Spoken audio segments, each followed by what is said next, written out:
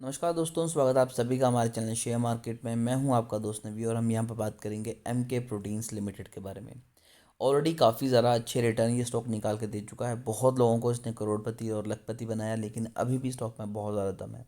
आज भी तकरीबन 10% का अपर सर्किट हमें स्टॉक में दिखाई दिया। पिछले 5 दिनों में 40% की गिरावट, एक मंथ में 50% के नेगेटिव रिटर्न, 6 मंथ में 40% के नेगेटिव रिटर्न और मैक्स चार्ट आप सभी के सामने है। तो आपको बता दूं कि ये फॉल आपको जो दिखाई दे रहा है ये बिल्कुल भी घबराने की ज़रूरत नहीं है। और जो नेगेटिव रिटर्न्स हैं ये स्पेशली सिर्फ इस चीज़ की वजह से हैं क्योंकि स्टॉक ने आपको स्प्लिट दिया है और 10 की फेस वैल्यू से फेस वैल्यू 1 आ चुकी है, तो अच्छा खासा फॉल आया है। इसके अलावा स्टॉक ने आपको बहुत अच्छे रिटर्न दिए हैं। 2020 से लेकर अभी तक की बात करें तो तकरीबन 4000% के रिटर्न है। जबकि कंपनी के फाइनेंशियल्स भी अगर हम देखें तो Q2 में 80% कंपनी का रेवेन्यू डाउन हुआ था, नेट इनकम 77% डाउन हुई थी और 80% ग्लूड ईपीएस डाउन हुआ था, ऑपरेटिंग इनकम 80% डाउन हुई थी। तो काफ़ी ज़्यादा लोग जो हैं वो पैनिक हो गए थे कि स्टॉक की हालत काफ़ी ज़्यादा ख़राब है, लेकिन ऐसा नहीं है। कंपनी बहुत तरीके से इम्प्रूव कर रही है और लगभग आपको 10 टाइम अच्छे रिटर्न देने के लिए तैयार बैठी है। रीज़न बताता हूँ। अगर हम यहाँ पर प्रोटीन मार्केट कैप की बात करें तो वो तकरीबन तकरीबन 540 करोड़ के आसपास है और स्टॉक पी 74 है, यानी कि अभी भी स्टॉक जो है वो आपको सही वैल्यू पे दिखाई दे रहा है। रिटर्न ऑन कैपिटल एम्प्लॉयड की बात करें तो 19.1 है, जो कि बहुत ज़बरदस्त तरीके से आपको अच्छे रिटर्न दे रहा है। और आपकी इक्विटी, रिटर्न ऑन इक्विटी की बात करें तो वो भी 23 है, जो कि अगेन एक काफ़ी डिसेंट नंबर निकल के आता है।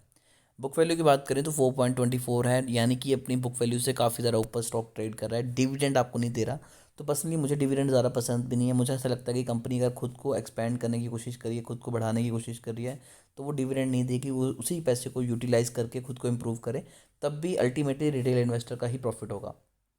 रिटर्न ऑन एसेट्स 11.1 है, अगेन सो हैं। अगर बात करें प्रमोटर होल्डिंग की तो one of the key point यहाँ पर रहने वाला है इन्वेस्टमेंट करने के लिए कि प्रमोटर होल्डिंग 75% है, यानी कि सभी के मेजोरिटी में जितने भी स्टॉक्स हैं, शेयर्स हैं, वो प्रमोटर के पास ही हैं। अब डेट की बात करते हैं तो कंपनी के ऊपर 7 करोड़ 30 लाख का कर्जा है, जबकि कंपनी के पास रिजर्व में 40 करोड़ का पैसे पड़े हुए हैं। तो कंपनी आराम से अपना कर्जा चुका सकती है। डीआई की कोई भी होल्डिंग नहीं है, एफआईएस की कोई भी होल्डिंग नहीं है, फ्री कैश फ्लो कंपनी के पास नहीं है। तो ये भी एक मेजर रेड फ्लैग रहने वाला है, क्योंकि अगर कंपनी प्रॉफिट शो कर रही है, सब कुछ शो कर रही है, लेकिन कैश नहीं आ रहा, कंपनी के पास पैसा नहीं आ रहा, तो ये एक इशू रहने वाला है। प्रॉफिट ग्रोथ कंपनी की ईयर ऑन ईयर बेसिस पे 30% है, 13% है, बट अगर सेल्स की बात करें तो वो नेगेटिव है। तो ये चीज़ें भी इम्पैक्ट डालेंगी। मार्च 2013 में 85 करोड़ की कंपनी की सेल्स थी, जो कि अब 250 करोड़ के आसपास है। और अगर मैं बात करूं सीधा प्रॉफिट की, तो तब 2013 में 1 करोड़ का प्रॉफिट था, अब कंपनी का प्रॉफिट 10 करोड़ के आसपास है।